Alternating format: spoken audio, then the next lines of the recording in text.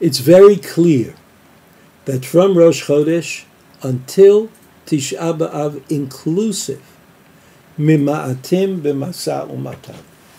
You don't do business if you can avoid it, and you don't buy and or sell things if you can avoid them, especially if they imply simcha. I mean, if you go to the makolet to buy some milk, that of course is permitted. But if you go to buy silver or golden objects which make a person especially happy, or if you buy things for a chuppah, for a wedding, which certainly is in the category of masa umatan shel simcha, and you can't buy them and sell them and be an intermediary for them. All of that is asur.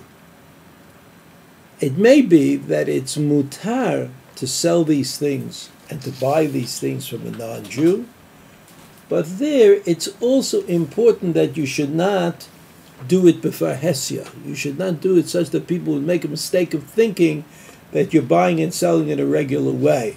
So to summarize, buying and selling, doing business, is to be avoided where it can be avoided, where it's not going to hurt the business that you're in, where it's not going to cause you financial loss. But the kind of buying and selling that you do for pleasure, because there's a simcha coming up, because it's something that you don't want very much to have. So he says, you shouldn't do it. And maybe that it's not easy to distinguish between masa or matan shel simcha, things that bring you joy, and other kinds of masa or matan.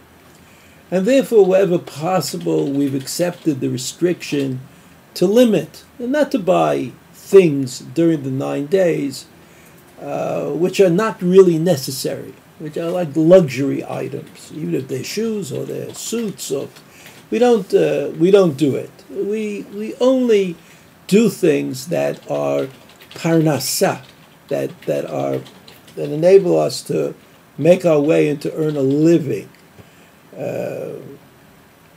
So that this conflict of interest is not always easy to know when the masa or matan is for parnasa and when the masa or matan is for simcha.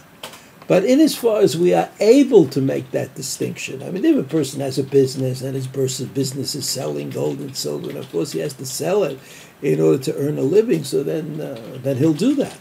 But if you have an option, you can buy a present now, or you can buy it after the 9 days. Certainly, you should buy it after 9 days. So while it's true that the category called Masa Matan Shel Simcha is not always clear, it is nevertheless true that we should try to avoid Masa Matan, which is unnecessary, which doesn't have to be done during these days.